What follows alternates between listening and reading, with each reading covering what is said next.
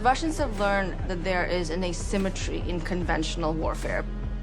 The Russian military does not match that of the United States by far. How do you then balance out that asymmetry? One way to do that is to invest in much cheaper measures, these non-conventional active measures, to try to weaken Western institutions, undermine Western democracies, versus sending in the tanks.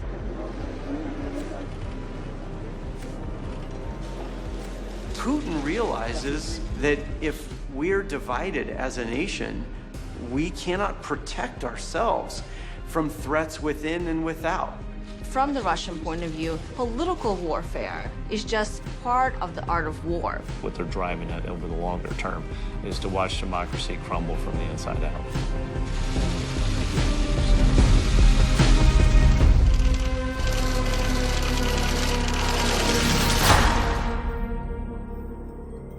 I'm sitting with him at dinner. I told him I'd been at the memorial of the siege of Leningrad. And he said, I'll tell you a story. He said, my father was one of those people who was on the front lines and had gotten 24 hours off to go home. As he was walking down the street to his apartment, he saw a big pile of bodies, which was not at all uncommon. He saw a leg sticking out and a shoe on the foot, and he recognized that as being his wife. So he stopped and he screamed and said, oh, that's my wife, I want my wife. The body collectors told him to leave, and he kept demanding. At this point, he's pulling his wife from under the pile. He took her to their apartment and nursed her back to health, and then after the war, she gave birth to Vladimir Putin. Putin sees himself as literally pulling the body of Russia out of the pile, the dustbin of history. You know, we are going to revive you. You are not dead, and I will take care of you. I mean, that is the mindset. I think his ambitions always were to be the president and then gather all the instruments of power into the presidency. His devotion to reasserting Russia's greatness is certainly in his self-interest, because he wants to be the czar. He wants to be the richest man in the world, and he wants to settle scores. He made his way up through the KGB. His role in the KGB was to support Russian intelligence officers living under assumed identities, under deep cover inside the United States, and developing active measures to impact the policies of the United States. The KGB was power. If you said that you were with the KGB, doors would open, people would stand aside. In 1991, when the Soviet Union collapsed, every republic that emerged from the debris of the Soviet Union agreed at the time to recognize the republics in their then existing borders. Putin, like many Russians, feels that the dissolution, the dissolving of the Soviet Union was a horrific thing because it made the Russian people and Russia itself smaller. And the Americans are celebrating all of this. А именно трагедия распада нашего государства. А иначе как трагедия это не назовешь. Я думаю, что как раз деятели октября 17 года заложили мину замедленного действия под это здание. Под здание унитарного государства. I think he's dedicated to building it back up.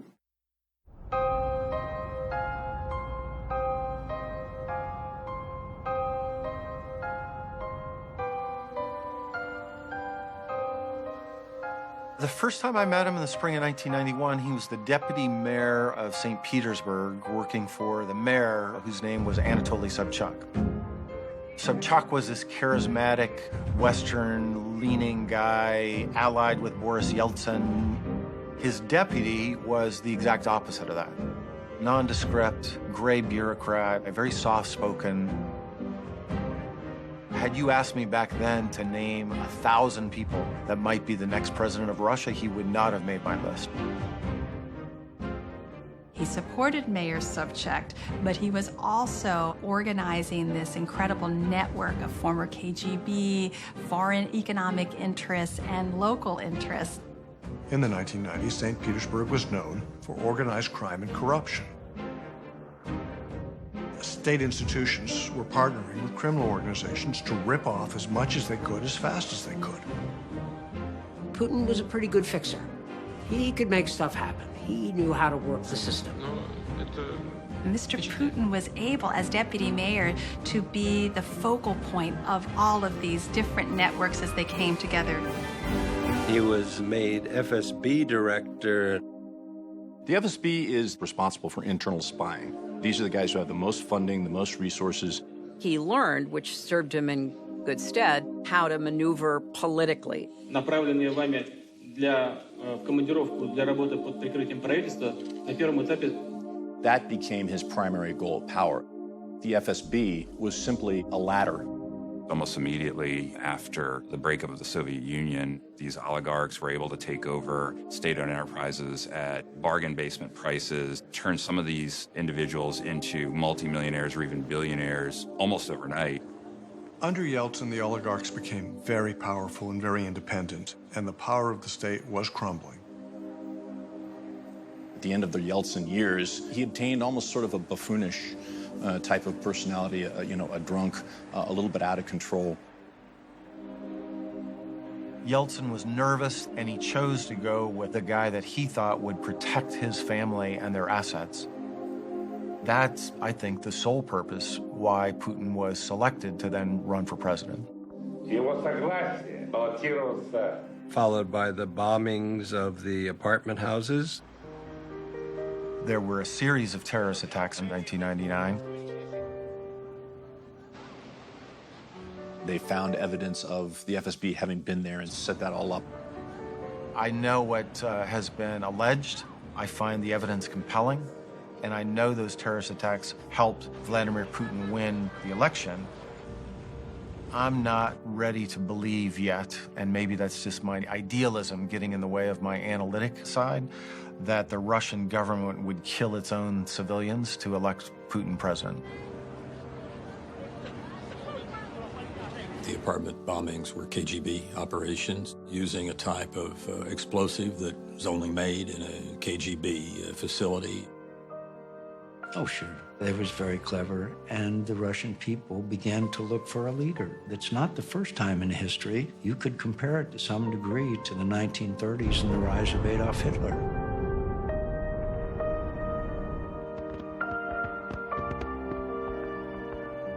Дорогие друзья, до наступления 2000 года все доброе и все хорошее, счастье, и поднимем бокалы.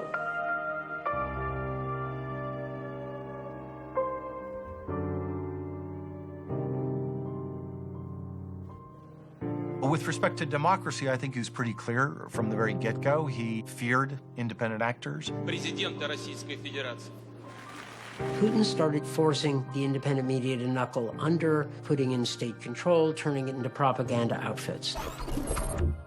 The West is not mine. Started arresting people who had different points of view. Then he starts going after independent journalists. They start ending up dead, assassinated. The most prominent journalist in Russia, Anna Politkovskaya, was murdered on Putin's birthday. Putin brought the oligarchs to heel. Почему здесь-то забегали все как тараканы перед самым моим? Подписали этот договор? Да. Олег Владимирович подписал? Что я не вижу ваших подписей. Идите-ка.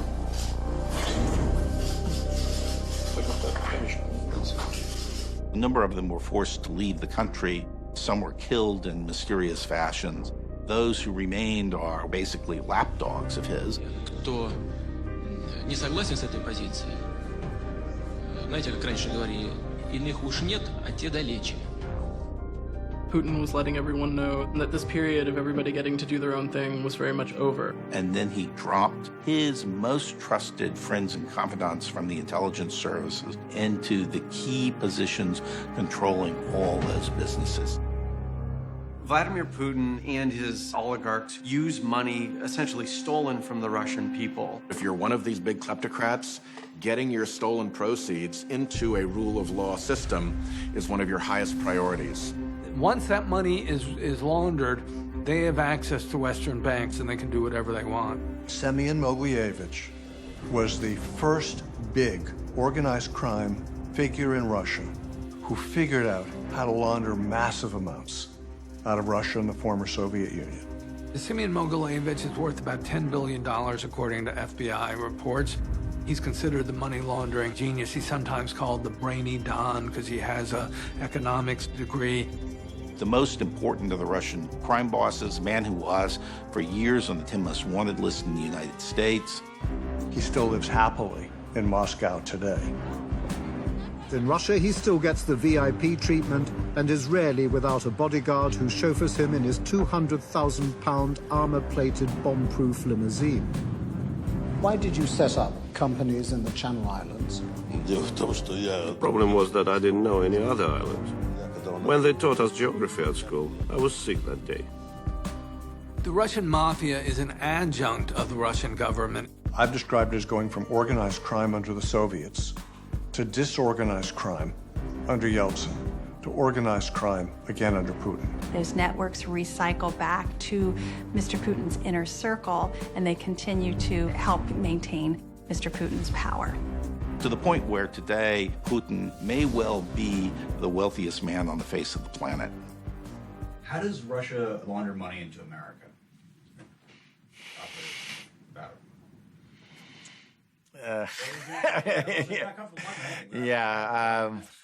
Everything I know that's interesting, I can't tell you. Now, let me try to think of a way to go at 30,000 feet.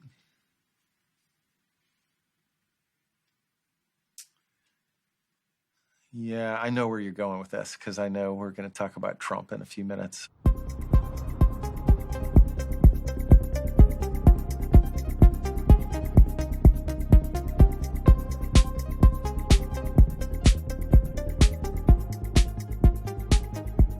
In the 70s. Donald Trump is a scion of one of the biggest landowners along the East Coast.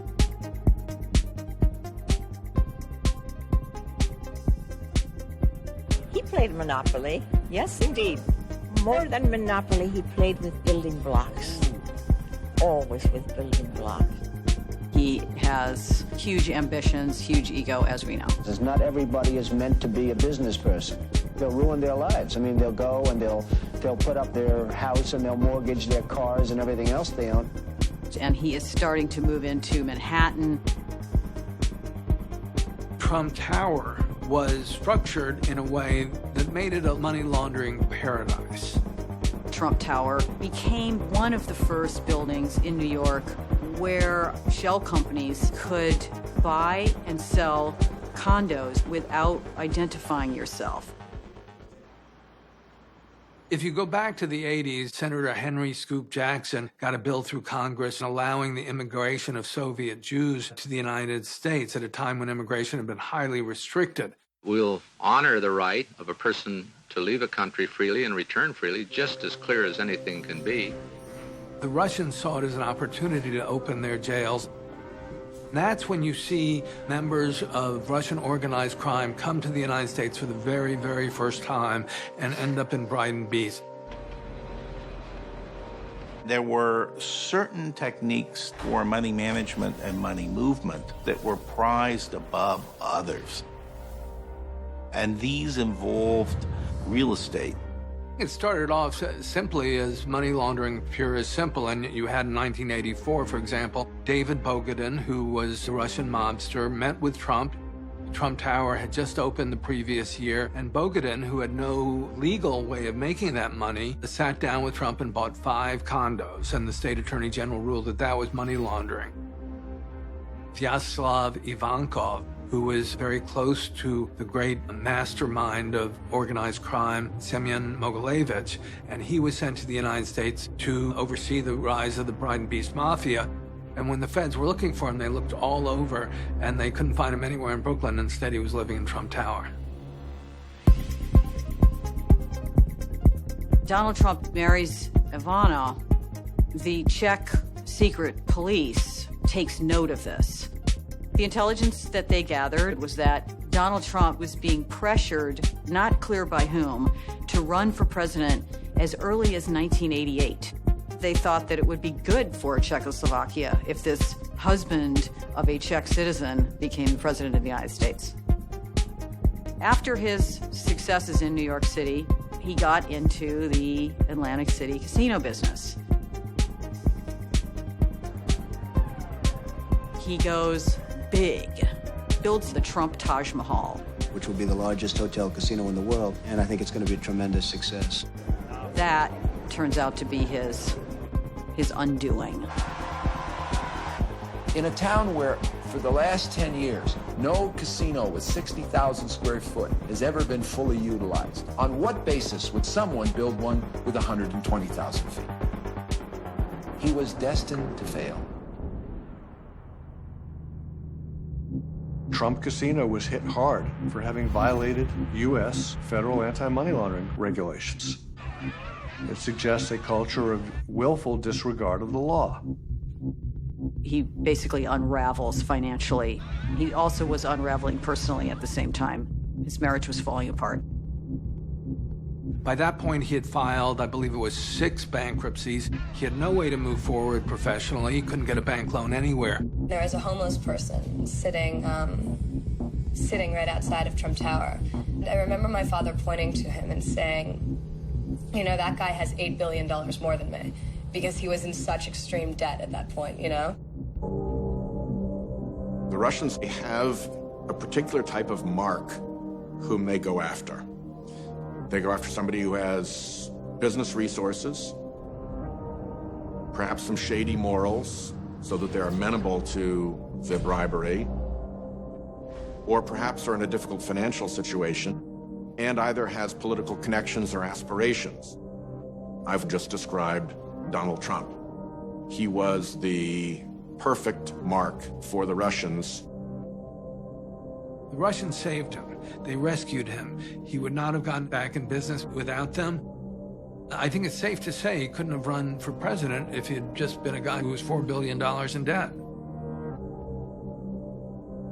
When the Russian mafia does something, it's with Putin's permission, and it's serving his interests. Have you ever knowingly done business with what I like to call organized crime?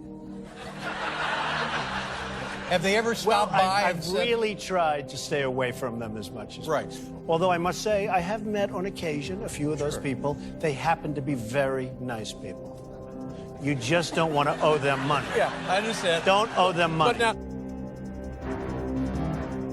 Semyon Mogilevich, he had made a decision to make the move on Trump after studying Trump's 2004 bankruptcy filings. Noticing that Trump had lost his credit lines, they felt he would not be in a position to say no. A Russian real estate firm, Bayrock, started leasing space in Trump Tower. Putin needs to keep track of his oligarchs, and one way of keeping tabs is knowing where their money is. Bayrock may well have been a way of doing that. To me, that's a turning point, because what we have here is a very serious intelligence operation, and it is in the belly of the beast. It is in the home of the man who becomes president of the United States, and it was operating there for many, many years. One of the key people putting it together, Felix Sater, a lieutenant in the Mogilevich crime family, very connected into the nexus between the Russian criminal organizations and the Russian national security organizations. He became managing director of Bayrock. He himself had been convicted of 2 felonies. Slashing a guy's face in a bar. Another was a pump and dump stock scheme. But he ended up cooperating with the feds, and he started providing information on sales of weapons to Al-Qaeda. Mogilevich, according to FBI reports, was selling weapons to Al-Qaeda. That raises very interesting questions, because I don't think Felix Sater would betray Mogilevich. He famously threatened an investor with electrocuting his testicles. Trump worked with Sater for many, many years after it was revealed that he was a criminal. He continued to work for Trump and, in fact, had a business card saying that he was a senior advisor to the Trump organization. There's multiple photographs of the two of them together. He had an office in Trump Tower. Trump was the public face of Bayrock. And yet when he was placed under oath in a deposition and confronted about Sater, he simply says, if he were sitting in the room right now, I really wouldn't know what he looked like. Trump actually personally asked Sater to escort his two children, Ivanka and Donald Trump Jr., on a trip to Moscow and showed them around the town.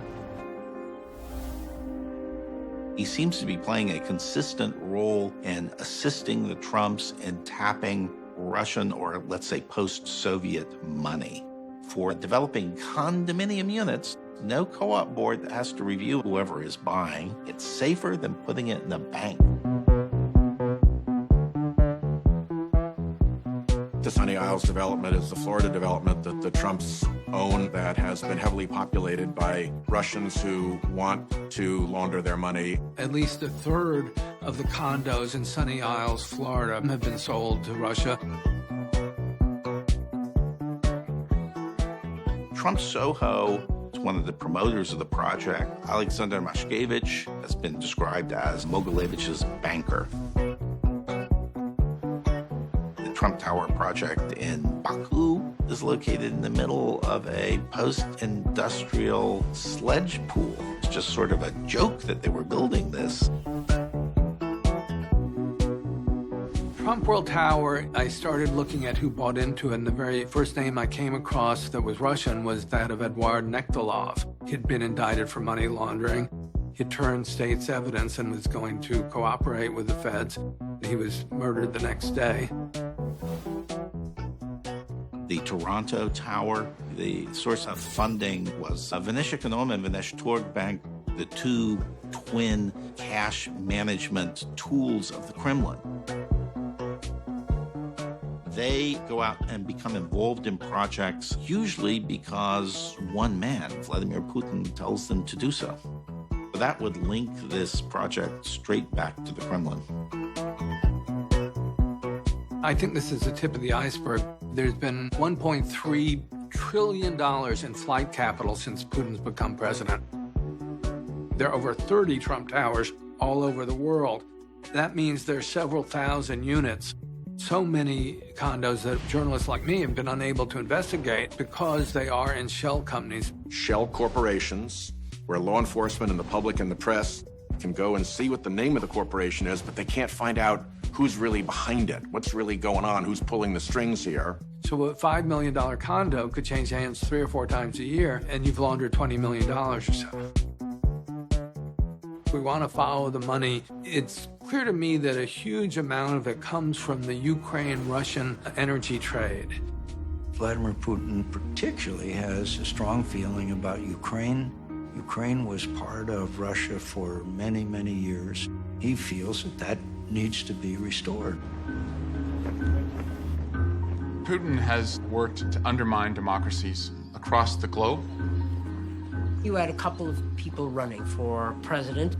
Viktor Yanukovych, who appeared to be more interested in keeping Ukraine aligned with Russia. Significant amounts of money coming from Russia into the Yanukovych campaign. His competitor on the other side, Yushchenko, was a Ukrainian politician, a reputation of being clean and fair and pro-Western. Yulia Tymoshenko entered the Yushchenko campaign. She was a politician. Tymoshenko, in my experience, she was by far the most effective minister in the Ukrainian cabinet. Well, I was working for Senator McCain in 2004, and we visited, and we met with Yushchenko. They said, I'm afraid they're going to try to kill him. Within a matter of months, he had been poisoned and almost was killed. A disfiguring poisoning. It destroyed his looks, scarred his face. Quite convinced that it was a KGB operation. He was off the campaign trail for about 4 weeks. It also had a second effect, too, was it really hardened his resolve. Я знаю, що моя країна сьогодні переживає надзвичайно складні часи. Чи зможемо ми з вами отримати перемогу? We want to be a democratic country. We want to live in market economy and not in the Soviet Union Republic. During the election, there was lots of evidence that something had gone wrong. At that time, Ukrainian intelligence agencies detected that there were hackers who were actually trying to break into the Central Election Commission. So they were trying to change the results of the votes. In those parts that had voted for Yanukovych, turnout in excess of 100% was reported. The country's election commission ignored reports of fraud, declaring Kremlin-backed Viktor Yanukovych the winner. The election was, in the eyes of most Ukrainians, stolen.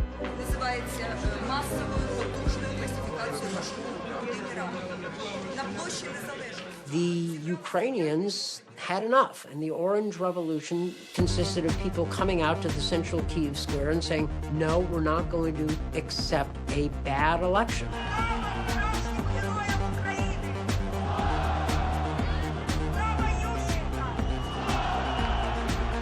The Ukrainian Supreme Court basically ruled a do-over.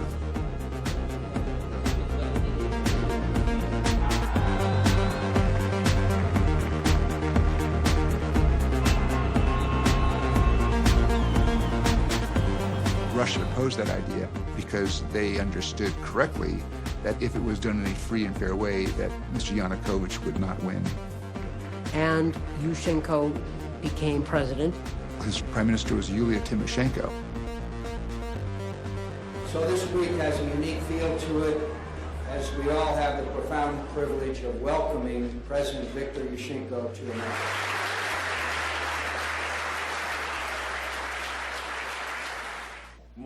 Protection from the regime of mobsters is only matter and cause of your own. So we faced a very simple choice, and it was not a choice between the left and the right. It was the choice between the totalitarian regime and democracy. Choice between the future and the past. Viktor Yanukovych predicted more turmoil ahead. I am ready to lead, he said. Yushchenko will find out what opposition really means. Mr. Manafort came to Ukraine late 2004. Yanukovych had been fairly badly discredited.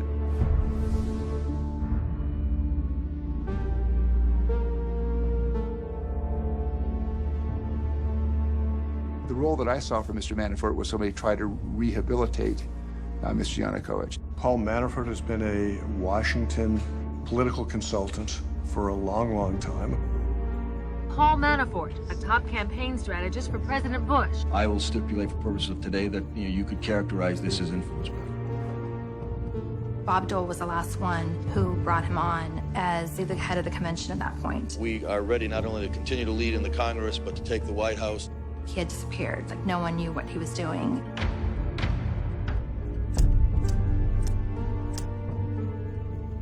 It's impossible that Paul Manafort was not at least run past the Russian government because Manafort was very close to Yanukovych, and Yanukovych was so close to the Kremlin. The big switch from the Western point of view was the Munich Security Conference speech. The United States has overstepped its national borders in every way. Of course, such a policy stimulates an arms race. No one feels safe. Senator Joe Lieberman and I were sitting in assigned seats in the front row, and he would utter a phrase in Russian, and after he would say it, he'd look over at the two of us like that, you know. I said, what is it with this guy?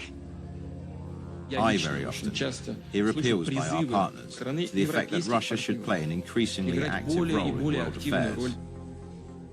That was 2007. 2 months later, they did the cyber attack on my country because we really didn't want a Soviet statue in the middle of town.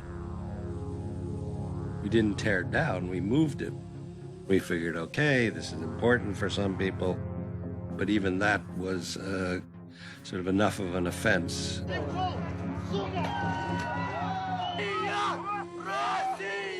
On the 9th of May, the day the Russians celebrate the end of World War II, no one could get into any websites, including the banks, any government sites, news media. I mean, it's clear they did it. A year later, they invaded Georgia. After the collapse of the Soviet Union, Georgia was controlled by mafias and criminal gangs that were known as thieves in law. Then it came the revolution, and Misha Saakashvili became their president. He made really very significant changes and improvement to the country. After years of the Georgian economy being a basket case, it suddenly starts to roar. He had a vision of Georgia in NATO and the EU. The Russians hated him. As long as you have these blocs, NATO and the European Union, they're bigger, richer, stronger, more powerful than Russia. But if you reduce them to their individual parts, each of these countries is far weaker than Russia. They kept provoking the Georgians more and more and more and more. They wanted a war. He started to say there will be war. First, he started to tell it to me, to some Western leaders. It looked like the West was wandering blindfolded somewhere, and the Russians knew where they were going. Then we had direct military attacks. In the middle of the opening ceremonies of the Olympics, the Russians invaded Georgia.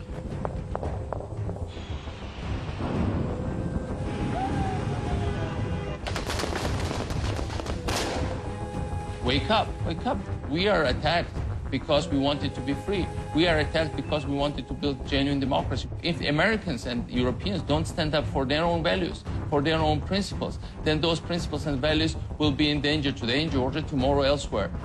But the Russians then spent a lot of time convincing everyone the Georgians started the war. It was Saakashvili's fault, that he was dangerous and a madman. Russia has criticized the Western media for what it's called its biased view on the conflict. Not all journalists blame Russia for the conflict. Alex James. I just hope Russia keeps troops in Georgia because the dictator, and we know he was elected under fraud, there in Georgia, has said that he plans, he said it last week, to attack again. Allegation that Georgia would attack Russia is so foolish and outrageous and disgraceful, but it's typical of Vladimir Putin. They did not achieve the collapse of the Saakashvili government. It cost them a lot in respect, in international relationships, and their military was really exposed as something weaker than they all thought. So there was this whole portfolio of kind of rethinking what are the political warfare tools that we have that we can use. They began to increase their funding to far-right, nationalistic, white supremacist political parties. In democracies, public opinion is your battlefield. It's finding those affinity groups. They don't like globalization. They're very fearful of immigration. They're xenophobic. That fear is then used by Russian disinformation operations to say you're not being protected from migration crisis, from the social changes that we see around you. Gazprom and others, they were purchasing local affiliates, so it looked less Russian, had less of a Russian face. Gazprom is the world's largest gas company. It and its resources are used to help achieve the political objectives of the Russian state. When the economics and the politics combine, in fact, it's state capture. The national government cannot take independent action that does not follow Russia's policy interests. It's far better to expend your energy on getting a Russia-friendly government elected than it is to have to build up your military to invade the country. There was no Russian oligarch, Ivanishvili, who was the biggest private shareholder of Russian Gazprom. Suddenly, Ivanishvili announced that he's entering politics and he will run against us. They wanted to believe that he was this independent, weirdo businessman. He must be a very successful man. Nobody wanted to believe he was what he is, a front for Russian engagement in the country. The campaign in Georgia before the 2012 election had been increasingly dirty and hostile and violent. So the narrative was that no matter what, we would falsify, rig the elections, and then they would take it to the streets. There's a lot of discussion about political prosecution. If they won, they would have put the entire former government in prison. These were all criminals. Some of it was really cheap stuff. Saakashvili is really an Armenian. He's not really a Georgian. That's a technique the Russians use quite a bit. The best way to discredit somebody is to make them appear inauthentic. They're not part of the community of which they say they are. Then it's picked up by other media. It's sort of spread around social media. Eventually, people sort of say, some of this must be true. Mafia bosses, fifth son-in-law from Russia, tried to help to organize mass disturbances. They listened to our telephone conversations, especially when we were calling from abroad. So whenever some situation would ignite in Georgia, they always had intercepts for all kinds of situations. No party in Georgia could have been, in a real popular way, pro-Russian, and Ivanishvili knew that. So you had a new message on Russia. It was, wouldn't it be nice if we had a better relationship with Russia?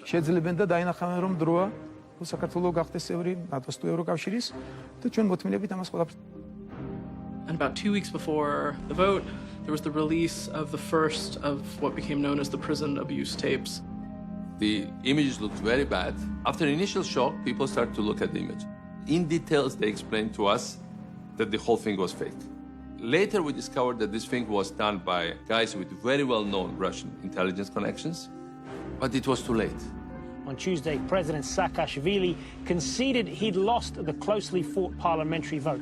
65 or so former officials have been arrested, detained, or convicted. Saakashvili will be arrested if he goes back to Georgia.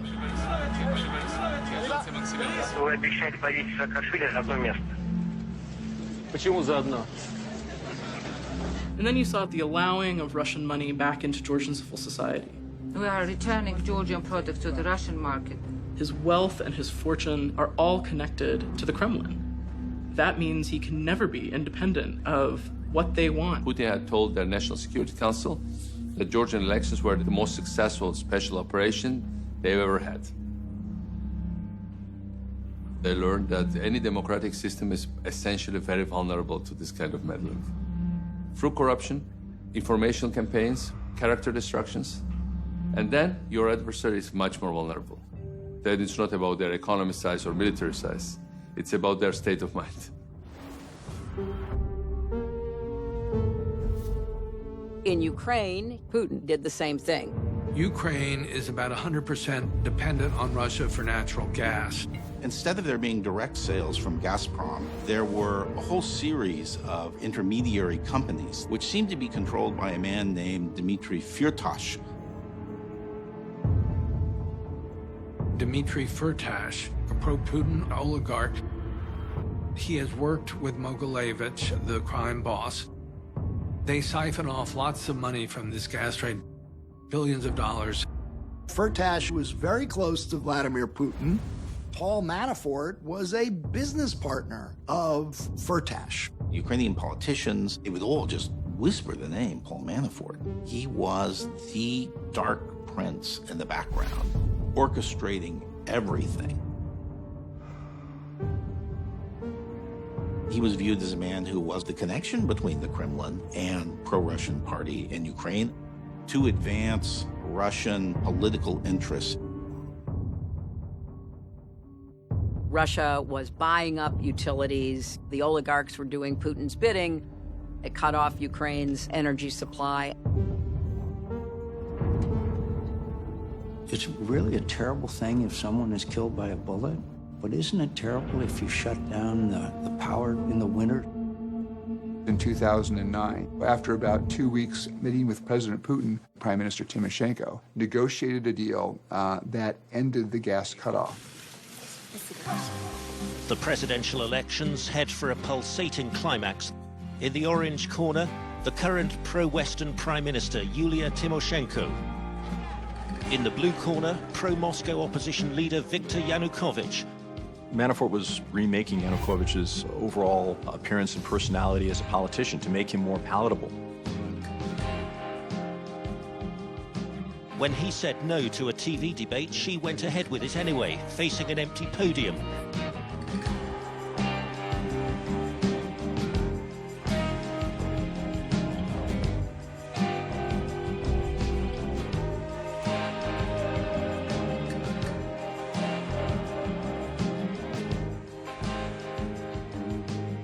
Viktor Yanukovych claimed victory in the Ukraine presidential election.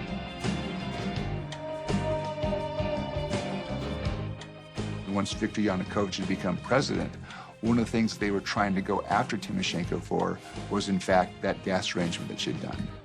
She compared the case to a Stalinist show trial. All this was staged in advance at the president's administration to eliminate the opposition.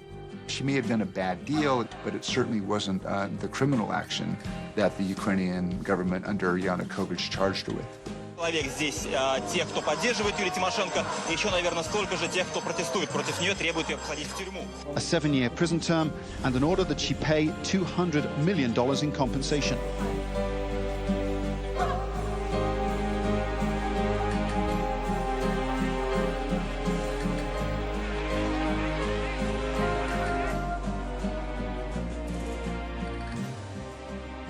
Prison, Tymoshenko staged a temporary hunger strike, saying she'd been beaten by guards and needed better medical attention.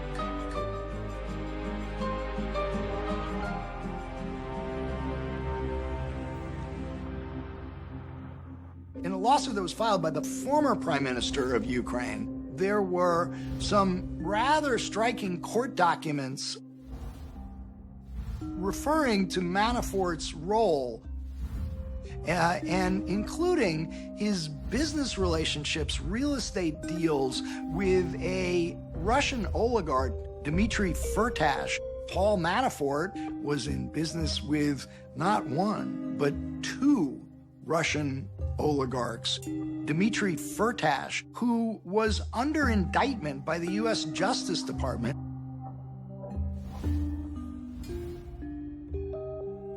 Another, Deripaska, who had been denied entry to the United States because of suspected organized crime ties. Paul Manafort signed a contract with Oleg Deripaska to promote the Kremlin and the Kremlin's interests. Quoting Deripaska, Putin told him, Manafort's our man.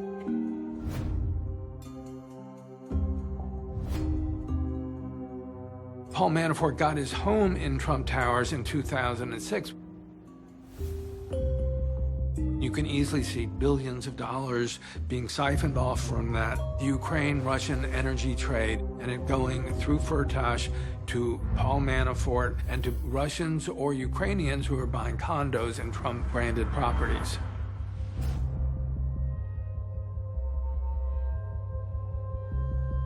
Russia has three main tactics for engaging what we call active measures: propaganda, cyber attacks.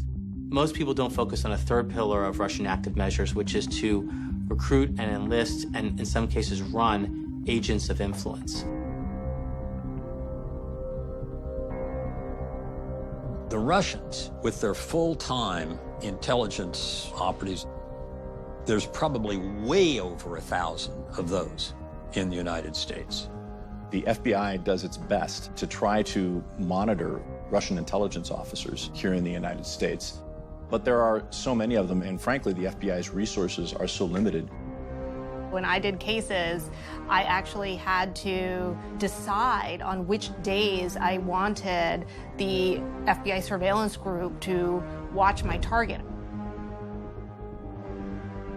We had no idea. They just seemed like a nice, quiet family. If you look at either as Russian agents or as Russians who work on disinformation, there are more of them than there are Russians in the armed forces. So 1,000? These can be individuals who know that they are spying for Russian intelligence, know that they're committing espionage, or can refer to some individuals who just aren't sure exactly who they're dealing with. Maybe it's bankers, maybe it's financiers, maybe it's people on the periphery of government doing something that the Russian government wants. It seems that anybody who was anybody in Russian organized crime who came to Manhattan bought a condo unit at Trump Tower. There were gambling operations going on there and prostitution operations. These investigations were leading to Trump over and over and over again. Christopher Steele is a former MI6 specialist in Russia. The U.S. investigative firm commissioned Mr. Steele to look at Mr. Trump and Russia. It was a very general assignment, and he found an extensive set of relations with Russia. He was generally held in very high regard. He had a reputation, of course, also for working with the FBI. He helped the FBI make the FIFA cases. Major corruption crackdown going down right now. Arrests made around the world. This is the result of a 3-year-long FBI investigation. He broke the case and gave them access to the key witnesses that they used to get the pretty spectacular results that they ultimately got. Alexander Litvinenko, who's a former FSB agent, and when he sought asylum in London, he started working for MI6. His handler was Christopher Steele. He was trying to expose that Vladimir Putin was closely linked to Semyon Mogilevich, the crime boss of Russia. Litvinenko was eventually poisoned by polonium in a murder that was very directly linked to Russia. So when Christopher Steele was hired to do Oppo research on Donald Trump, he was very, very knowledgeable indeed. The Steele dossier was a set of reports that Mr. Steele wrote. All of its allegations fall into one of 3 categories. Not yet proven, proven to be true, and have an error that is consistent with transcription or transliteration problems. It was said to Mr. Steele's sources that Russia had churned Mr. Trump for many, many years.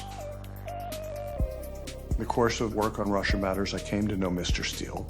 I work with people who I can trust. Yes, I trusted Chris Steele. I still trust Chris Steele. Look at Putin, what he's doing with, I mean, you know, what's going on over there. I mean, this guy has done, whether you like him or don't like him, he's doing a great job in rebuilding the image of Russia and also rebuilding Russia, period. Putin seeks the veneer of democratic legitimacy, but there cannot be choice. In the Russian Constitution, you cannot run for a 3rd term as president. So what he did was to find a very close member of his inner circle to agree to be president while he could be prime minister. He is someone who is obviously being installed by Putin, and it raises serious issues about how we're going to deal with Russia going forward. Putin faces what I call the King Lear problem. You can't resign to a comfortable life because of the things you've done when you were king. But the constitutional forms were observed. Разные люди склонны западать на разные вещи. Говорят, что самая большая зависимость от власти. When Putin returned to the presidency, by that point, I think it was about the least surprising development that any of us have seen in Russia in a long time. I mean, you can imagine the conversation with Putin. Vladimir, you think you'd like to be president again? I think I've heard that.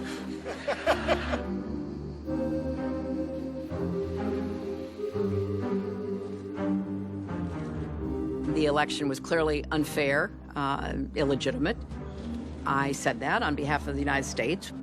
We've just witnessed a flawed Duma election in Russia, including efforts to halt the election monitoring.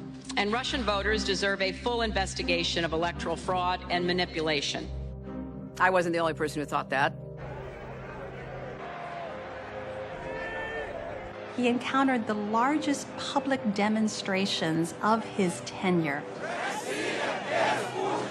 They shouted, "Putin is a thief," which terrified him because of the Orange Revolution, because of the uprisings that took place post-collapse of the Soviet Union in places that wanted more than just a different form of autocracy.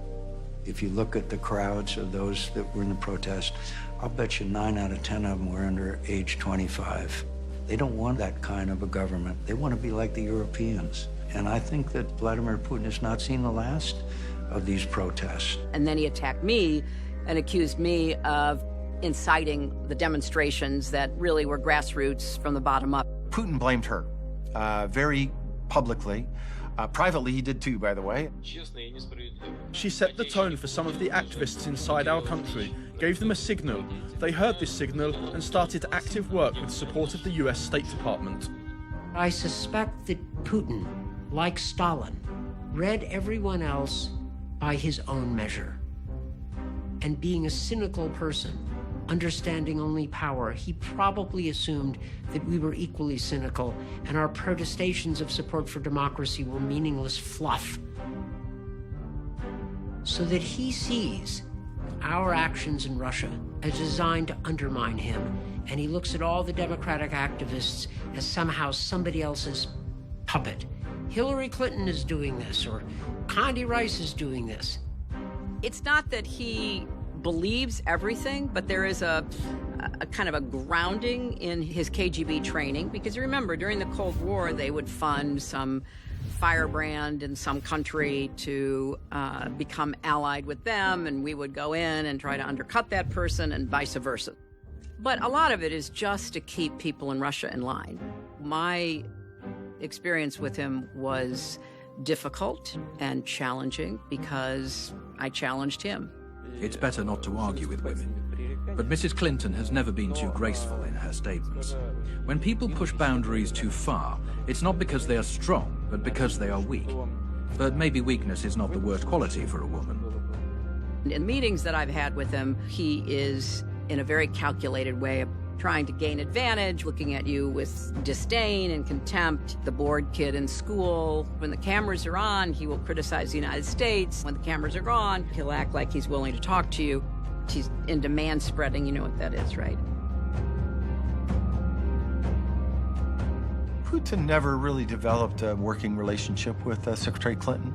He became very upset about what she said in December 2011 and was looking for revenge. If you can use and capture elite in specific ways, you can accomplish your goals without needing to get public support. The recruiting tool was money. You see just so much money flowing to Trump.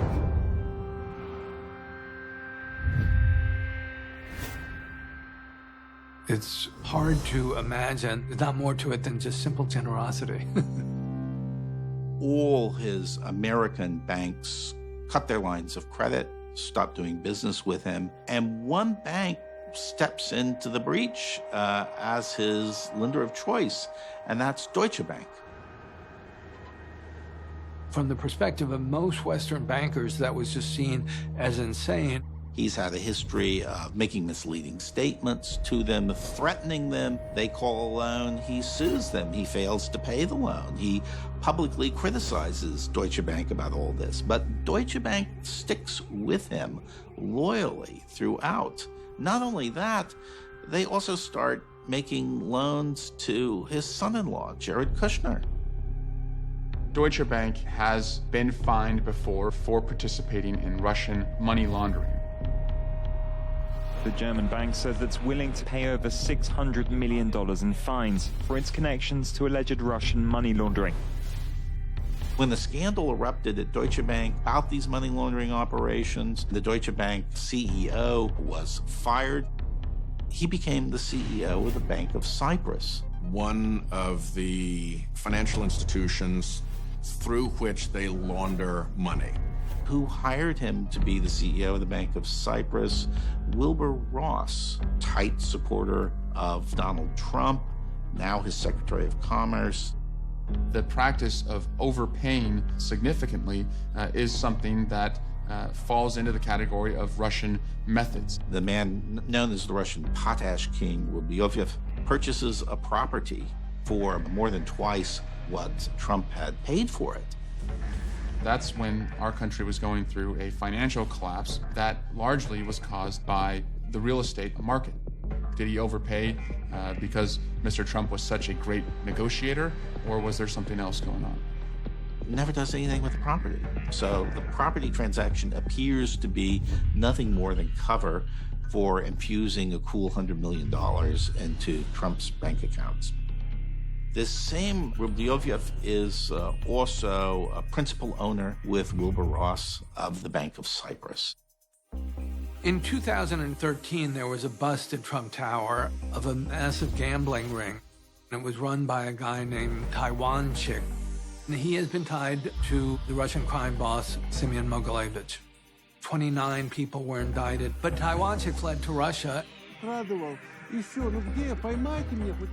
Taiwan chick appeared again that year, oddly enough, at the Miss Universe pageant that Donald Trump was doing with Aras Agalarov. Billionaire oligarch who was known actually as Putin's builder because he had done massive construction projects for the Kremlin, had gotten a big award personally delivered by Putin.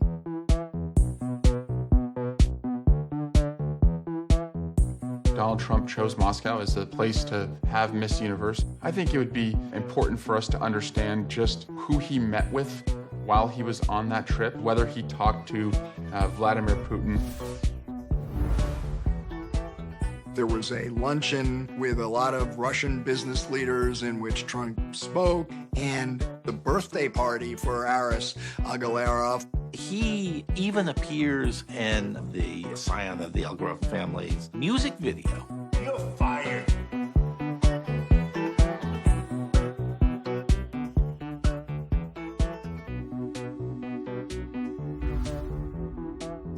Compromat, it's essentially embarrassing information that's going to put you under somebody else's thumb. Use money, use sex, use whatever they can to try to entrap people. I mean, that's just a fact. They don't mind blowing up their own bribery scheme to blackmail an individual. And now they've got that person. There's certainly rumors that on his trips to Moscow that Trump was involved in various sex escapades and that may have compromised him.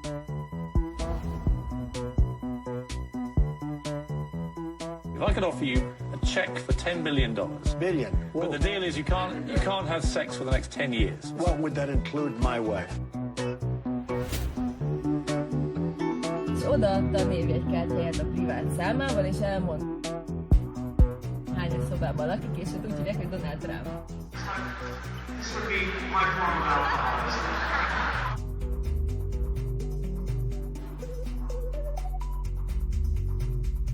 Sergei Milyan appears in connection with Trump's dealings in Russia and certainly in connection with his hotel stays, someone who would know an awful lot about what went on during those visits, in meetings with prostitutes and so forth. You know, I was in Moscow a couple of months ago. I owned the Miss Universe pageant, and they treated me so great.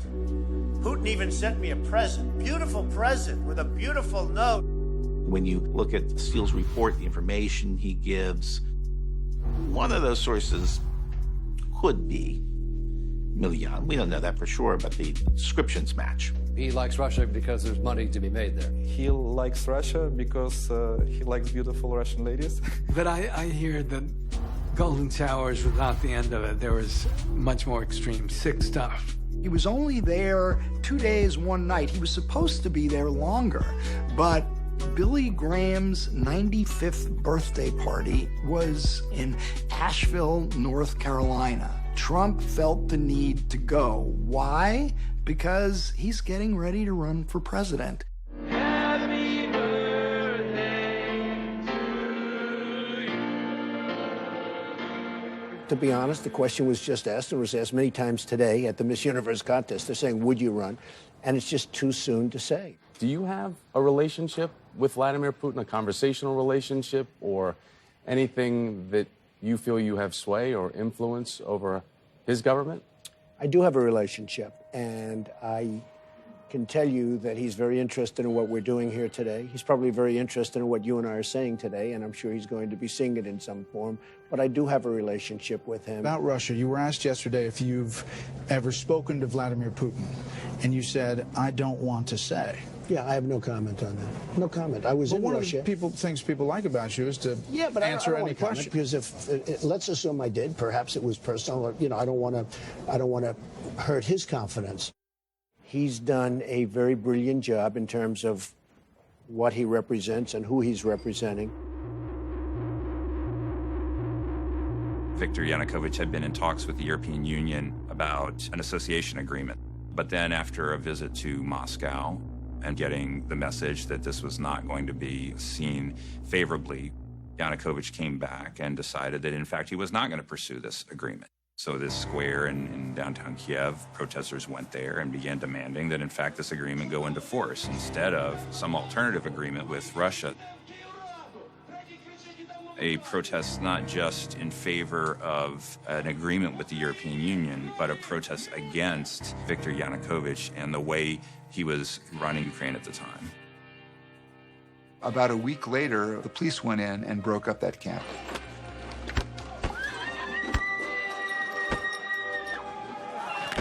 In 2 hours, shed more blood than had been shed during the entire Orange Revolution back in 2004. And at each turn, Yanukovych became more and more repressive, more and more bloodthirsty.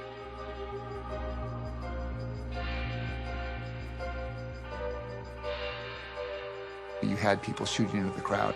In some cases, directly shot to the head where it looked like snipers were shooting at them.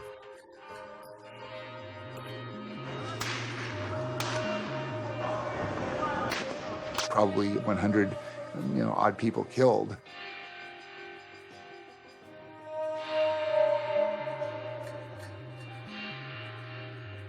He just infuriated and enraged his entire country.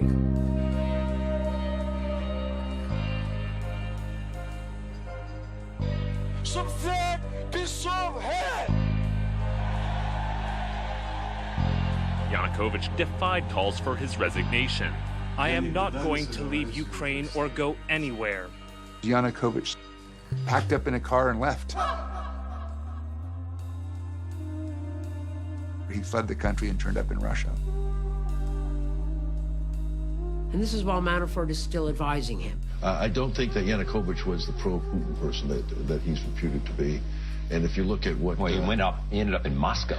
Well, yeah. The ousted president is wanted for mass murder and on the run. So you have the Ukrainian parliament. What do we do? Parliament voted to free Yanukovych's arch nemesis, opposition leader Yulia Tymoshenko. Today you have an open road to build Ukraine the way you want. That is why you must stay here until the person you trust is elected in an honest way. My sense is at that point the Russians panicked. The Russians had lying in a safe somewhere the plan how you take Crimea, and they activated that plan. Within a couple of days, you saw people who were very clearly professional soldiers. They were wearing Russian-style combat fatigues, but they had no identifying insignia. The Ukrainians referred to these people as little green men. Which were in fact special operations forces and intelligence operatives. We thought this could be the beginning of an outright, full-scale invasion of the country. That's when the separatists shot down the Malaysian airliner and killed over 100 Dutch passengers. Separatists initially boasted on Twitter that they had taken it down. The unforgivable sin was Putin lying about it, suggesting the Ukrainians shot it down or CIA shot it down, throwing out a bunch of chaff, which was an insult. The European Union had had enough. They joined us with strong sectoral sanctions. That surprised the Russians, and it hit the Russian economy hard. Right at the time oil prices started to tank. So they had a double whammy. How do you respond to the greatest geostrategic catastrophe of the 20th century, which was the collapse of the Soviet Union? You try to preempt the collapse of the Western system in the 21st century. If you can't destroy these structures militarily, you will destroy them from within. By actually creating fissures and exploiting them such that the electorate is so divided that you don't trust the government anymore. The foundations of geopolitics is a guiding principle for Russia. It's something that their militaries and intelligence services have relied upon and applied throughout their campaigns.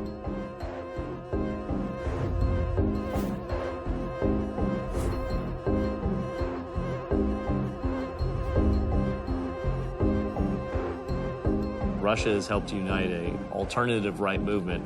You have certain voices in the media, InfoWars, for example, Breitbart, that capitalize on these divisions and then further encourage them for their own personal gain. I'd like to punch him in the face, I'll tell you. Knock the crap out of him, would you? Seriously. You gotta look like an NFL football player. No, they took him out, and I'll tell you what, it was really amazing to watch. Bye, go home to mommy. But if we get a little bit rough in taking him out, oh, we're terrible people. It's one of the many reasons our country's going to hell. Certainly, this is all in the interest of at least one country.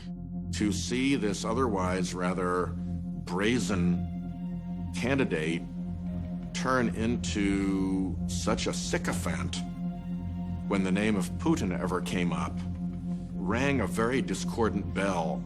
Putin has done an amazing job of showing leadership, whether it's a noble cause or not. Let's not discuss that. He is now the world leader. I respect Putin. He's a strong leader, I can tell you that. Unlike what we have a pathetic leader. I think in terms of leadership, he's getting an A. As far as an individual who poses a threat to the world, literally, a person who has no moral standards that I've been able to detect, F is not low enough. He was certainly very vocal about Russia wanting a better relationship. Wouldn't it be a wonderful thing, frankly, if we actually got along with Russia? Who's against getting along with people? But that's not a policy. More noticeable, perhaps, is the absence of any criticism. The fact is that, he hasn't been convicted of anything. Some of the things he was saying were actually talking points that sounded very similar to what the Russian media would put out there. The fact that Ukraine has not published radar data leads us to the conjecture the missiles, if it was a Buk, was launched from territory under the control of the Ukrainian military. It was a Russian-made Buk missile that took down that plane. Would you hold Putin and Russia accountable? Would there be sanctions? Well, they say it wasn't them. It may have been their weapon, but they didn't use it. They didn't fire it. They even said the other side fired it to blame them. He never provided his original birth certificate. What he provided was a photoshopped computer image of something that was issued only in 2007. A certificate of live birth is not even signed by anybody. I saw his. I read it very carefully. They're voting for peace on planet Earth if they vote for Trump. But if they vote for Hillary, it's war. Now Hillary Clinton wants to confront nuclear-armed Russia. That could very well lead us into World War III. Mr. McCain was taken prisoner in Vietnam and was put not just in jail, but in a pit. He sat there for several years. Anyone would go nuts after that. He's a war hero because he was captured. I like people that weren't captured, okay? I hate to tell you. Donald Trump delivered a major foreign policy speech at the Mayflower Hotel in Washington on April 27th. The Center for the National Interest, this American think tank, which has very close ties to the Kremlin. This think tank played a leading role in drafting Donald Trump's speech, and that speech was full of Russian propaganda. We can upgrade NATO's outdated mission and structure grown out of the Cold War. I am skeptical of international unions. The U.S. must be prepared to let these countries defend themselves. Some say the Russians won't be reasonable. I intend to find out. When Paul Manafort became the actual head of the campaign, all of a sudden I had a pop-up window come on my computer saying that Yahoo believed that I was part of an attempt of state-sponsored actors. So I was being targeted. That was the first time. There was a Russian campaign to interfere in American elections through hacking. That information appeared in the dossier before it was publicly reported anywhere else, anywhere. You saw active measures in elections across Eastern Europe. No one really thought that that would happen in the U.S. space until it did.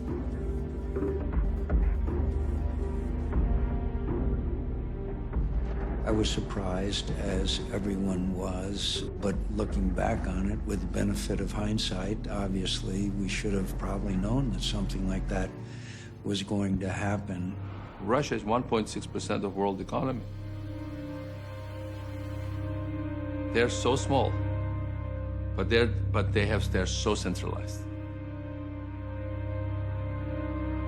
And when state concentrates its resources on wanting something, then it works. Russia did a wide range of hacks. Started, I would guess, around August, September of 2015, extended all the way through the spring and into the summer of 2016. And we're talking about thousands of Americans that were hit. They were going after anybody and everybody they could. Their targets include media personalities, politicians, government officials, current informer, anybody that they can gain what is ultimately information or compromise that they can use. That is the nuclear fuel that powers the influence operation in 16. A couple of my co-workers who had access to my personal email, just to manage the volume. One of them saw a phishing attempt from a Google source through some mistake of communication. One of our cybersecurity experts in the campaign suggested to my assistant that they change the email account. So she clicked on the link, and my private email cache was exfiltrated.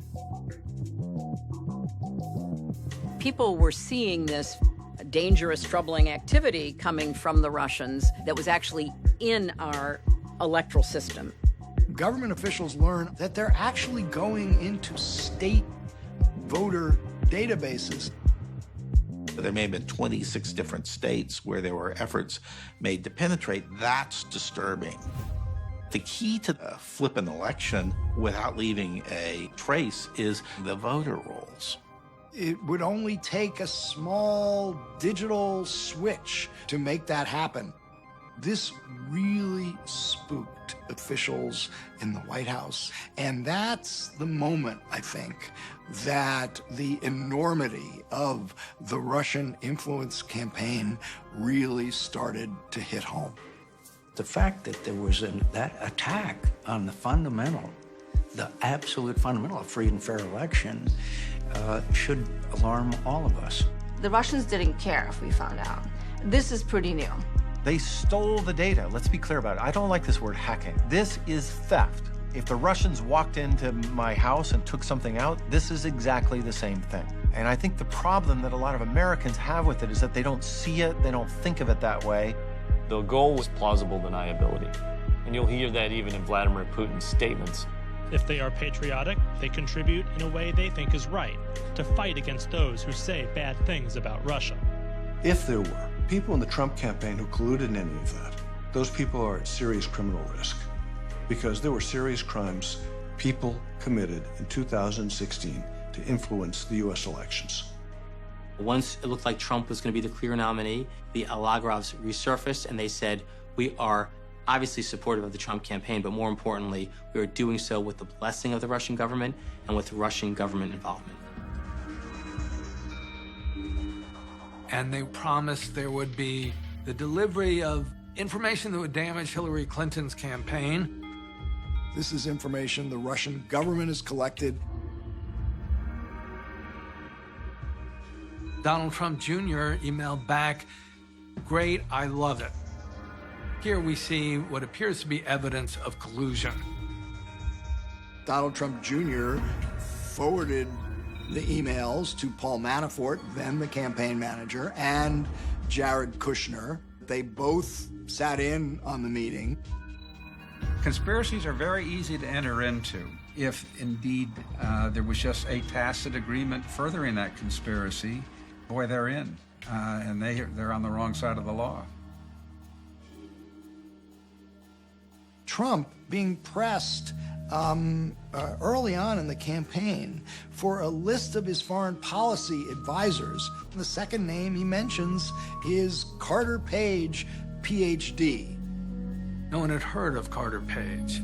He had worked for Merrill Lynch in Moscow. He had been an investor in Gazprom and a quite vocal defender of the Putin government, a critic of sanctions.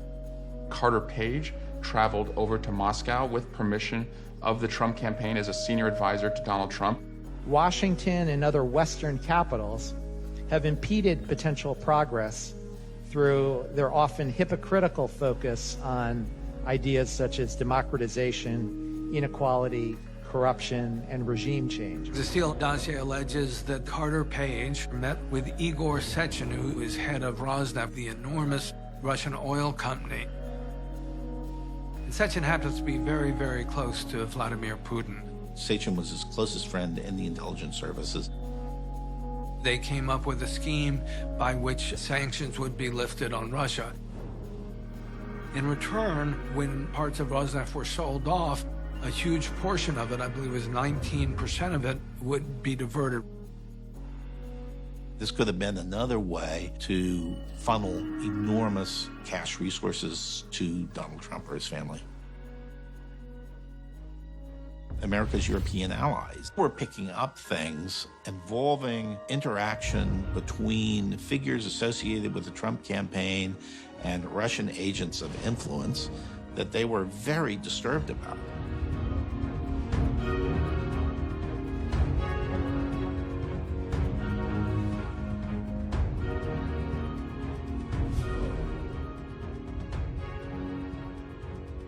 When the administration asked for a bipartisan statement saying the Russians were active and they were trying to interfere with the election, they were blocked by the Republican leadership. When I was working in the House of Representatives, especially as the policy director for the House Republicans, I was part of many discussions. One of them was on June 15th. One of the leaders speculated that Trump had a compromising relationship with Putin. A very serious allegation to make, but it was one that everyone was thinking.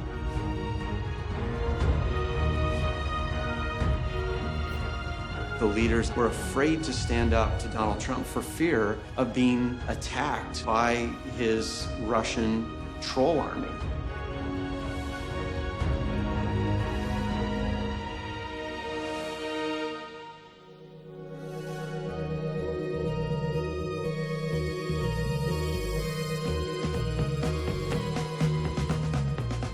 By the time of the convention, it was beginning to look like there was a really serious Russian effort.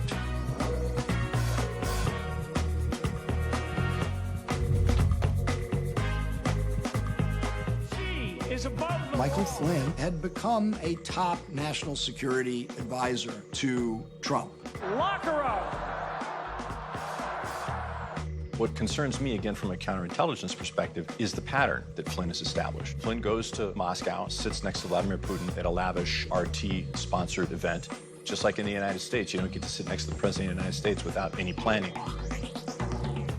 He takes money from the Russians, from RT, which is nothing more than a propaganda arm of the Kremlin, then says he didn't take any money. Were you paid for that event? You'd have to ask the folks that went over there to well, I'm asking you. You'd know if you were paid. Yeah, I didn't take any money from Russia, if that's what you're asking me. Well, then who paid you?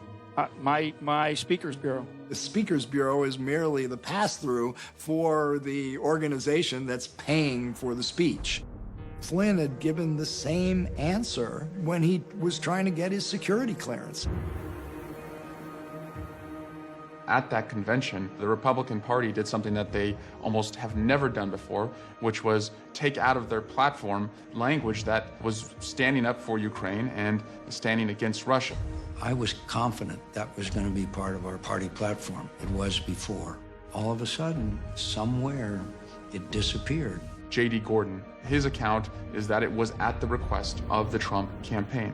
I think that's part of this whole scandal that needs to be resolved. Why would the Republican Party remove a provision that would help people who have been invaded and slaughtered defend themselves?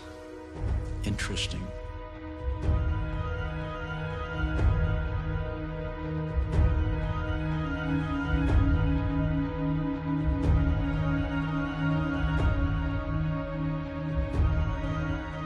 When we went into the convention, we had to contend with that first drop of emails. Suggest that DNC employees, Russian actors, they were in communication or in touch with Julian Assange at WikiLeaks. And then they published that data in a way to help Trump and hurt Hillary Clinton.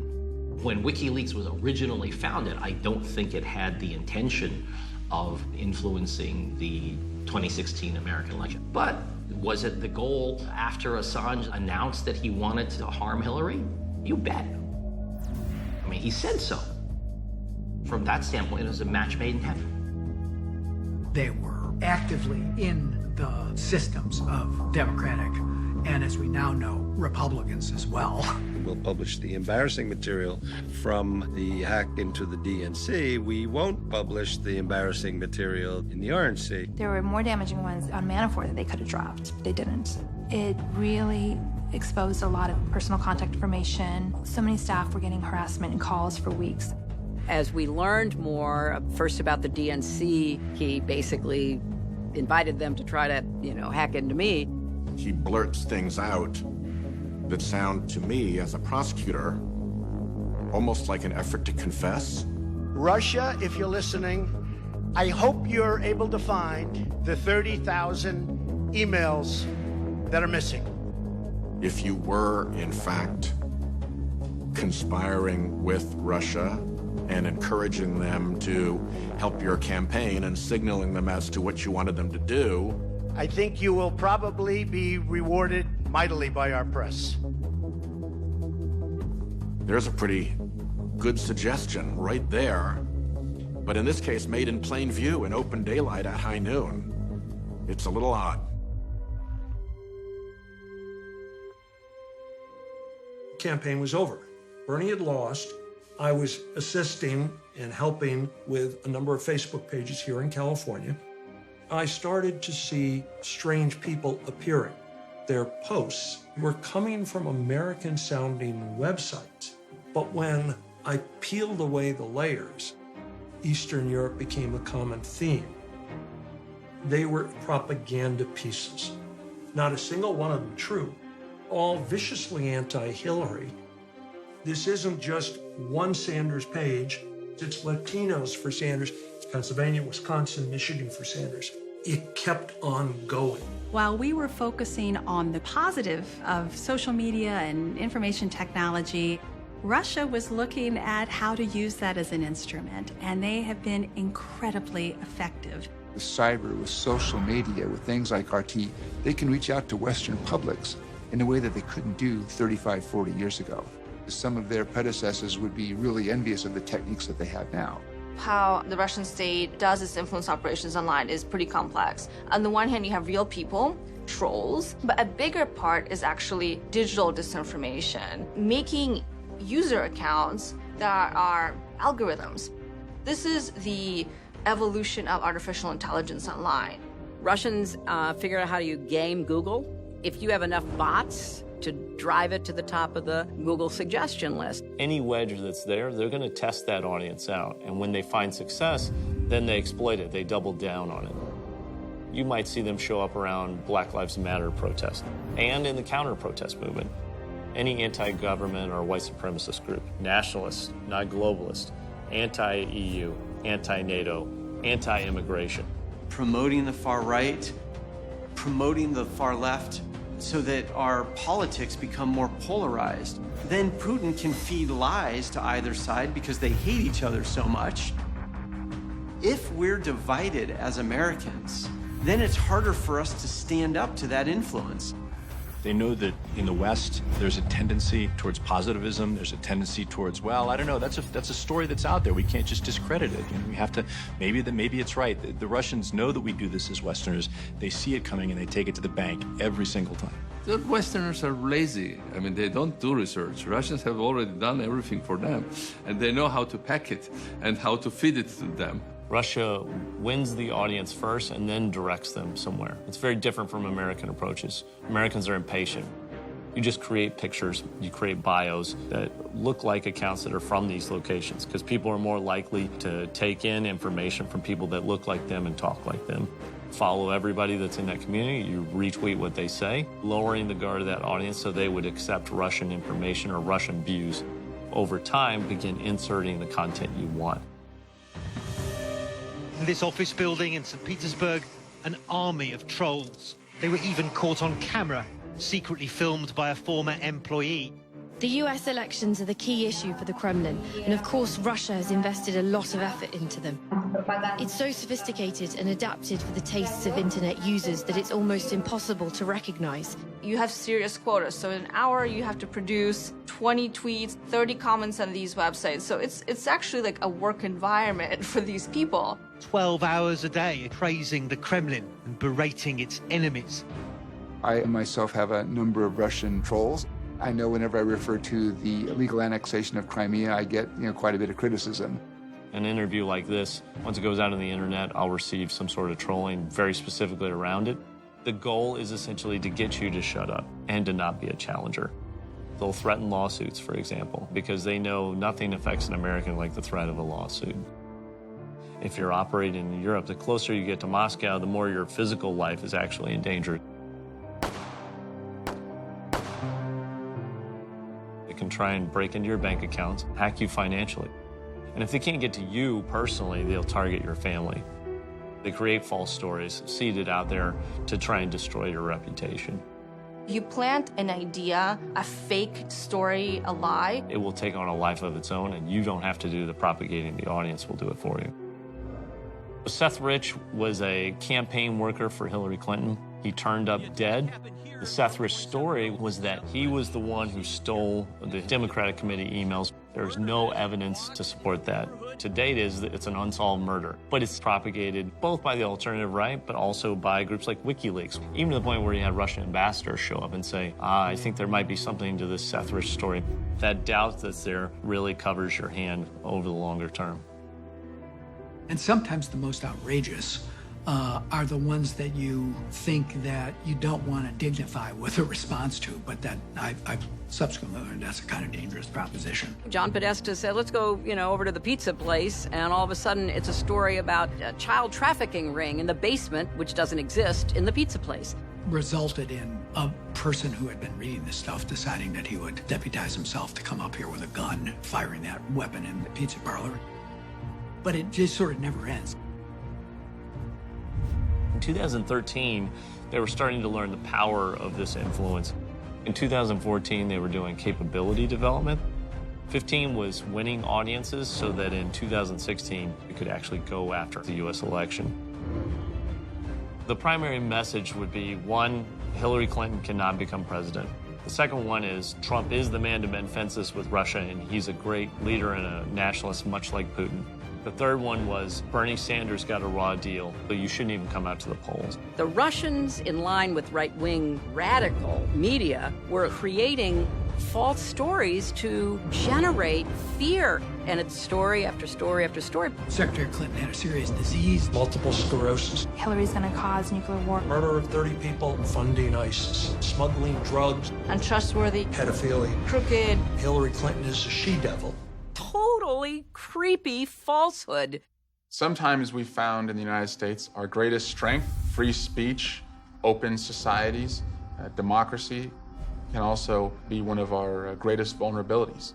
I don't think we were fully aware of the impact, the effects that it was having. So much of it seemed surreal, ridiculous.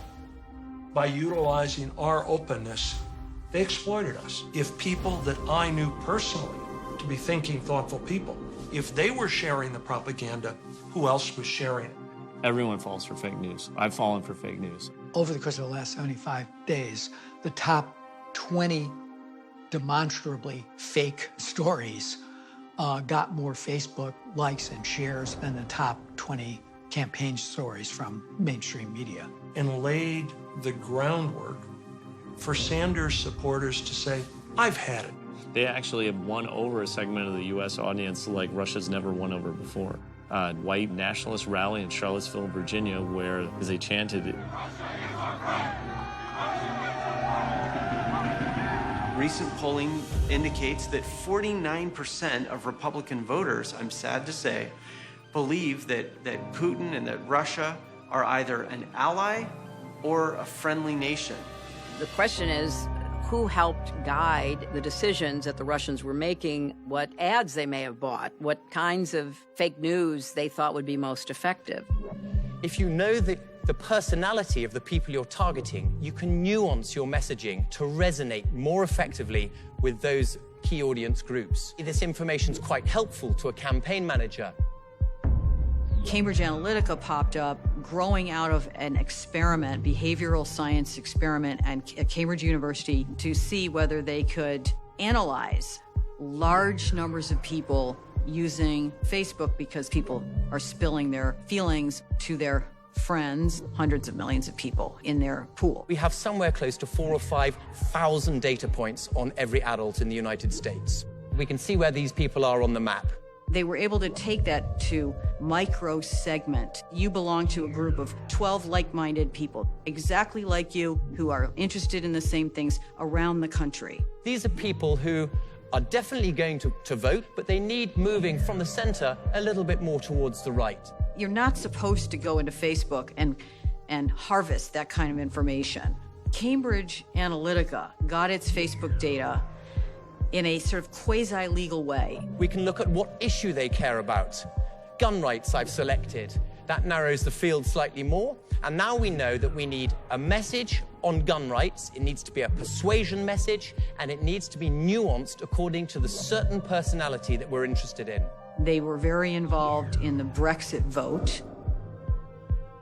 We saw the Russian bot armies, the trolls, have a very pro-Brexit message.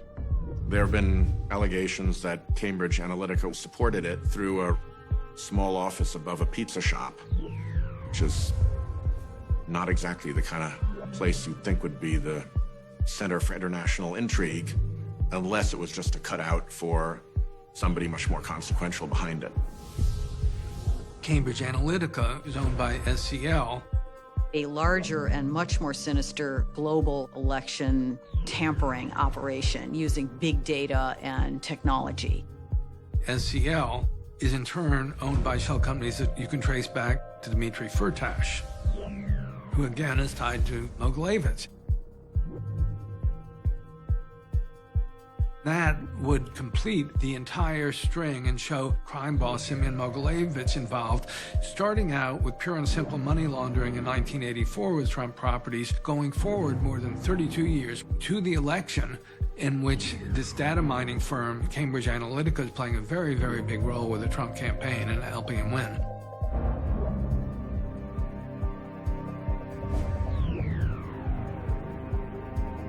That of the two candidates left in this election, one of them is using these technologies, and it's going to be very interesting to see how they impact the next 7 weeks.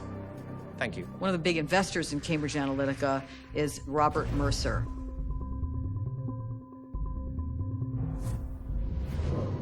He's a hedge fund billionaire.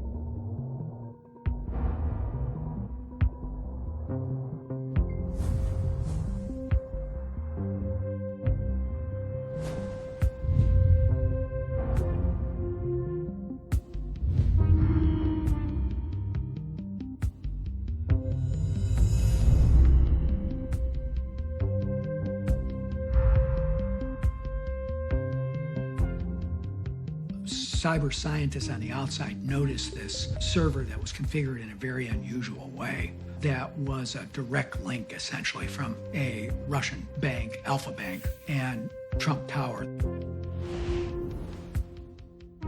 That would obviously explain a major path of communications.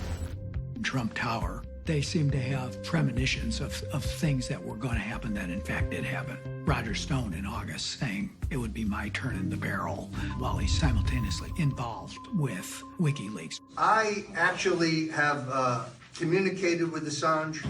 I believe the next tranche of his documents pertain to the Clinton Foundation, but there's no telling what the October surprise may be. October 7th, 2016, three major things happened. The Department of Homeland Security and the Director of National Intelligence made a public statement and said the government hacking during the 2016 election was none other than the Russian Federation, and that this decision could have only been made by Vladimir Putin. On the same day, the Access Hollywood tapes were revealed. I don't even know. And when you're a star, they let you do it. You can do anything. Whatever you want. Grab them by the pussy. After those two things, a third thing happened. John Podesta's emails were released. WikiLeaks posted more than 2,000 additional emails from Hillary Clinton's campaign chair, John Podesta. I never heard from the FBI until 2 days after my emails started getting released. He said, you may not be aware of this, but your emails have been hacked. I said, yes, I've been watching it for 48 hours on every cable store, in the country. That was actually the last time I talked to the FBI. There was a lot more that was coming out that we were aware of that we couldn't get the press to pay any attention to. I tried in my speeches and then culminating in the third debate. Look, Putin, from everything I see, has no respect for this person. Well, that's because he'd rather have a puppet as president of the United States. No puppet. And it's pretty clear. You're the puppet. It's pretty clear you won't admit that the puppet. Russians have engaged in cyber attacks against the United States of America, that you encouraged espionage against our people, that you are willing to spout the Putin line, sign up for his wish list, break up NATO, do whatever he wants to do. We went into Election Day believing that we had a lead in the popular vote, which proved to be true. Michigan, Wisconsin, and Pennsylvania, we felt like we had a lead in all those states, and that proved to be not true. So he won by a combined total in those three states of 70,000 votes and gave him the presidency.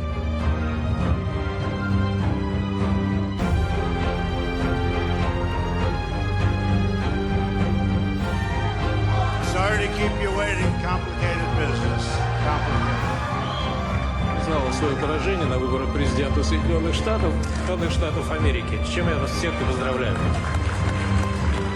До конца шел, хотя никто не верил, кроме нас с вами, о том, что он победит. Вот. During the transition, Jared Kushner met with a sanctioned Russian bank. Gorkov, the head of that bank, got his training not in the Bankers Academy. He's a trained KGB agent. And its offices all around the world are always understood to be providing cover for Russian intelligence operations. What did you really speak to Jared Kushner about in New York when you met him in December? No comments. The Russian bank said they talked business. White House says they talked future U.S.-Russia relations. If he was doing this for business purposes, it would be a violation of the law. And if he was doing this for political purposes, there are serious questions about whether he or anyone on the campaign were working with Russians during the interference campaign. The crown jewel for any intelligence agency is to recruit an asset inside your adversary's intelligence agency. Because that person can, of course, report on intelligence operations against your own country. For Donald Trump to put Michael Flynn in the role of National Security Advisor shows that they were extremely incompetent in their vetting of an individual who was working as an unregistered foreign agent on behalf of Turkey, who had extensive ties to a foreign adversary in Russia and wasn't disclosing those ties, or that was one of his highest qualifications and Donald Trump liked that. I was invited to take my old job as CIA director back. I learned that I would have had to have reported to the president through Mike Flynn. They pressed me to go to a particular meeting where there were several Turks present, and it was clear they were thinking seriously about taking into custody Gulen in western Pennsylvania, which would have been completely illegal under American law. I told them that and left. I decided I did not want to report through Mike, and so I turned down the offer. President-elect Donald Trump sent out an email announcing his pick for Secretary of State, ExxonMobil Chairman and CEO Rex Tillerson, despite concerns over his close ties to Russia. I mean, this is a guy who was given a friendship award by Vladimir Putin. And I have a very close relationship with him, which dates back almost 15 years now. I believe that Rex Tillerson was chosen by Donald Trump for primarily one reason. He would not stand in the way of Donald Trump's prevailing policy interest, which is to align the United States with Vladimir Putin's regime. And I think that's exactly what he's done. He's facilitated it. Putin and Rex Tillerson have been trying to put together a $500 billion Arctic exploration deal. ExxonMobil has won a highly coveted contract with Russia's Rosneft. No, my philosophy is to make money. And so if I can drill and make money, then that's what I want to do. But it was put on hold by the Obama administration when the sanctions were imposed. One of the fascinating things in that dossier, steel sources told them that Rosneft, big Russian oil company owned by the state, that 19% of it was going to be sold off, and that there'd be money for people who were able to get U.S. sanctions removed. Well, sure enough, in December, that percentage of Rosneft was sold off in a method by which involved shell companies in the Grand Caymans, which are non-transparent and which you can't penetrate. Only someone in the highest echelons of Rosneft would have had access to that information. And obviously somebody talking to Chris Steele knew a lot about it many months before it happened. The Russian hand in these influence efforts, ultimately they'll try and hide it. And they do it with two methods, putting them in jail or killing people off. Arrests in which people were dragged out and had black bags put over their heads, charged for treason. These people may have been Chris Steele's sources, or Russian intelligence may have suspected that they were. The day after Christmas, General Oleg Yervinkin, who was chief of staff of Rosneft, was assassinated in the back of a car in the center of Moscow. The head of RT English, mysterious death in Washington, D.C. A Russian diplomat stationed here in New York City had actually died on Election Day. You've got an obvious interest on the part of the Russians. And of course, on the other side of the equation, you have all of these contacts going back to Russia, whether it's Roger Stone, whether it's Flynn, whether it's any of these folks. There is simply way too much smoke for there to be absolutely no fire whatsoever.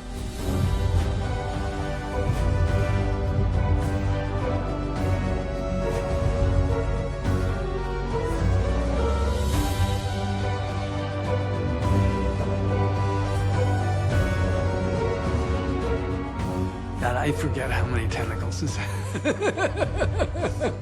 it's just sort of, any one of these is a massive story.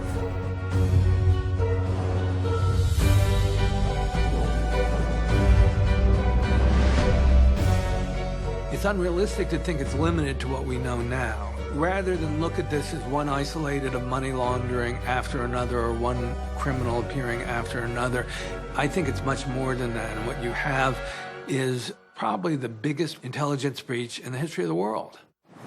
So to be clear, Mr. Trump has no financial relationships with any Russian oligarchs. That's what he said. That's what I said. That's obviously what our position is.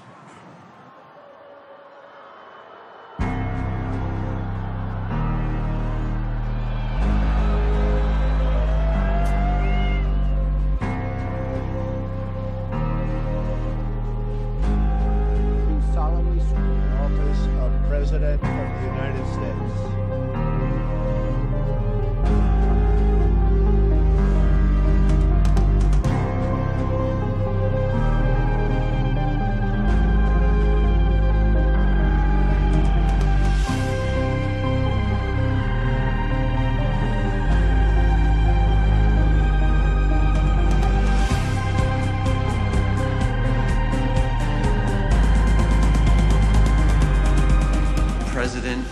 Is, I believe, a puppet of Vladimir Putin. That is the near challenge that we face as Americans. He has tried to deliver for Russia. He wanted to take off sanctions immediately. I was in the administration for the first 5 weeks of Trump, where, among other things, I was responsible for the Russia sanctions. And I'm one of the people who was worried that the Trump administration would suddenly lift the sanctions unilaterally. And I stand by it now. You don't have to be a lawyer. You don't have to have been in a cover-up to see when somebody is acting like they're covering up. This man is clearly and conspicuously doing so. I don't know how a president could handle the situation worse than President Trump is now. His actions at the G20, his talk of maybe getting in a cyber partnership. You don't go to somebody who just punched you in the face and then offer them a favor. Мне кажется, было бы не совсем корректно с моей стороны в деталях рассказывать. Trump has to have known he was compromised. He's got to know the eyes of the world on him. And suddenly, all these forces will be out to expose him. I cannot imagine living with that every day, you know? The Trump campaign's biggest potential exposure is going to be in their financial dealings. It's very hard to cover up money trails. The other one is obstruction of justice. Collusion is a media shorthand for, could be aiding and abetting. Conspiracy, it could be aid and comfort, which is treason. The Russia story is a total fabrication. What the prosecutors should be looking at are Hillary Clinton's 33,000 deleted emails.